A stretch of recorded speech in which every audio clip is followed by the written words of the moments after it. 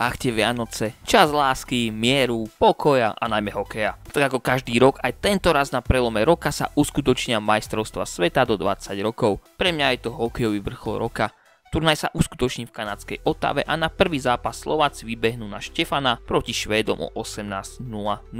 Na obrazovkách Joj športu. Hlavným ročníkom sú tentoraz 2005, ktoré uhrali 4. miesto na 18 v roku 2023 a myslím si, že môžeme byť čiernym koňom turnaja. Poďme sa pozrieť na top 10 našich hráčov, ktorých by si mal na tomto turnaji pozornejšie sledovať. 10. miesto Andrea Straka. Začneme pomerne prekvapujúcim menom, najmladší hráč v aktuálnom výbere, ale jeden z trojice hráčov ročníka 2007. Vy viete, že rád tieto rebríčky začínam prekvapujúcim menom, keďže je aj dosť možné, že Straka sa nakoniec na šampionát nedostane. Hoci by to bola veľká škoda, Andreas bude pravdepodobne hrať bottom 6, ale bude plniť úlohu hráča, ktorý bude v každom jednom protiútoku jeho formácie. Skauti o ňom hovoria, že má fantastické zrýchlenie a ide po puku ako pes po údenom. Jeho meno by sme mali počuť na drafte 2025. 9. miesto Samuel Urban. V boji o brankárskú jednotku vidím dve mená, a to práve Urbana a Alana Lendiaka. Samuel je za mňa dosť neobrúsený diamant, má dobré reflexy, ale nemá uhladený dojem zo zákrokov. Teda taký som mal z neho pocit pred 2 rokmi na 18, kde ako jednotka dovedol Slovensko za 4. miestom,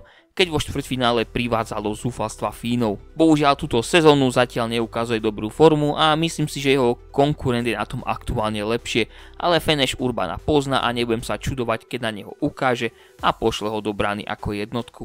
8. Daniel Alexander Jenčko. Keď sa U20 pripravoval na minuloročný šampióna, tak do Kanady išiel náš akýsi B výber do 19 rokov na prestížny World Junior A Challenge.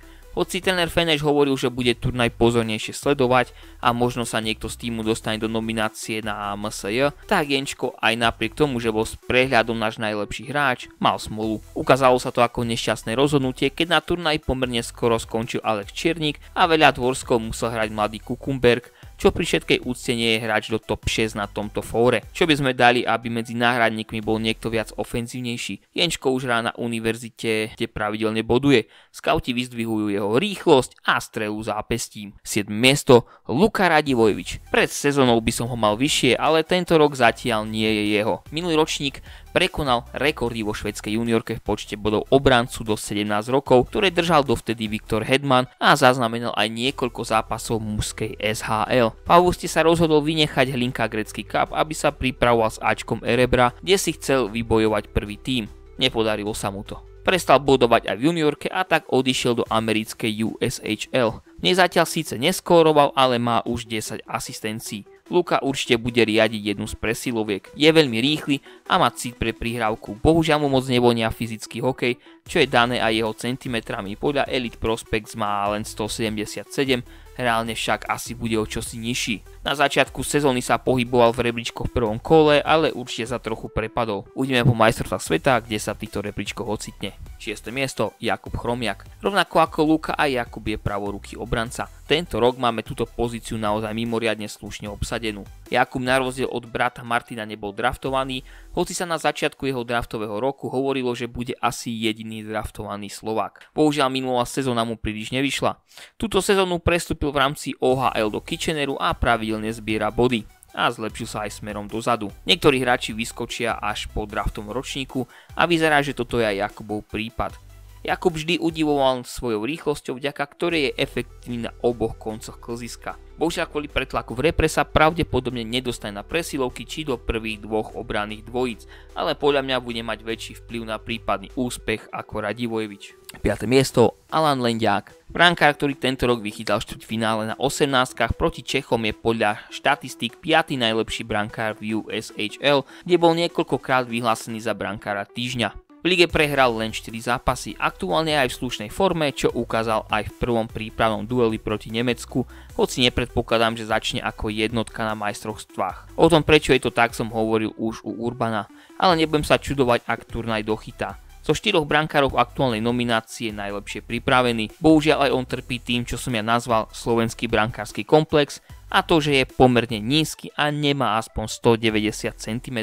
Vynahrádza to však svojím pokojom a postavením v bráne. Skauti na ňom oceňujú aj jeho techniku chytania. Keby mu vyšli 20, mohol by byť v kľude draftovaný. 4. miesto Tomáš Pobežal. Pobežal ukazuje, že Nitra vie vychovávať svoje talenty. Nebudem klamať, po 18 som ho kritizoval, ale Pobežal ukázal v lete obrovské zlepšenie. V Extralíge tento rok už 12 krát skóroval a je to asi jediný slovenský korčuliar ročníka 2006, ktorý má reálnu šancu na NHL. Aktuálne je tretí najlepší slovenský strelec v najvyššej súťaži.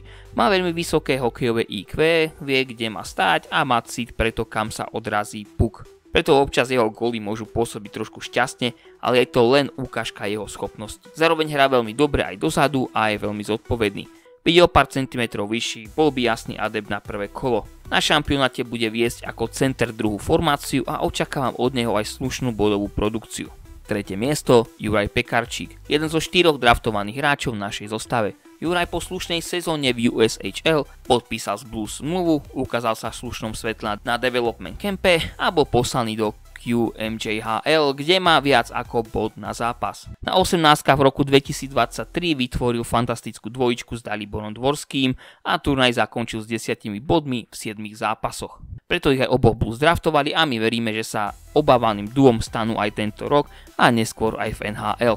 Pekarčík je mega rýchly hráč, ktorý sa vie uvoľňovať od obrancov, či dokáže svojimi prihrávkami nájsť spoluhráčov. Má hokejový cit pre hru a väčšinou sa rozhoduje správne. 2. Maxim Štrbák. Áno, Maxim pochybil v predĺžení minuloročného štvrťfinále proti Fínsku, ale na jeho obhajobu mal toho už naozaj dosť. Celý turnaj sa jeho ice time blížil k 30 minútam a hral vo všetkých herných situáciách. Bol to náš najdôležitejší obranca a to bol o rok mladší ako bol stropový ročník na danom turnaji. Tento rok však je hĺbka v obrane trochu širšia, ale Maxim aj tak bude náš najvyťažovanejší hráč. Znova bude na presilovkách aj oslabovkách. V klube síce príliš neboduje, ale v reprezentácii sa mu zväčša darí. Navyše hráva už druhým rokom na univerzite a tak je zvyknutý na mužský hokej. Je to slušný obojsmerný obranca, ktorý sa snaží hrať kreatívne, ale zároveň vie získavať puky od superových útočníkov. Pôjde už na svoje 4. 20. Prvé miesto Dalibor Dvorský. Čakali ste snáď inú jednotku? Tak ako Šatana často kritizujem, tak pri tom, že dokázal Dalibora vybaviť, ho musím pochváliť. S Daliborom rastú naše šance na úspech. On je jednoducho kľúčový hráč, game changer. On je primárny dôvod, pre ktorý 2005 hrali o medaily na 18. Na tomto šampionáte mal 13 bodov v 7 dueloch. Aktuálne zarezáva v AHL, kde má slušných 18 bodov a ťahá 7 zápasov bodovú šňúru. Ja viem, že to hovorím v každom jednom videu, ale má potenciál byť našim najlepším centrom od čias Demitru či Hanzuša. Možno nemá také super korčuľovanie ako top hráči jeho ročníka, ale vynahrádza to vysokou inteligenciou, fantastickou strelou zápestím, vie podržať, ale aj vyviesť puk. St. Louis často spomínajú aj jeho schopnosti v defenzíve. Je to hráč, ktorý klope na bránu s nápisom NHL a predpokladám, že už tento rok sa do nej pozrie na pár duelov. Mal by byť aj našim kapitánom na šampionáte. Tak čo, ako by vyzeral váš rebríček? Ohodnoťte prosím ten môj. Kto tam chýba, kto tam byť nemal, na koho sa najviac tešíš. Napíš mi toto všetko do komentára. Aké miesto podľa teba uhrá slovenská reprezentácia? Nezabudni dať like a ak sa ti páči moja tvorba, daj odber. Mám tu už cez 200 videí, tak sa nemusíš báť, že by si nemal čo pozerať. Vidíme sa u ďalšieho videa. Čauko.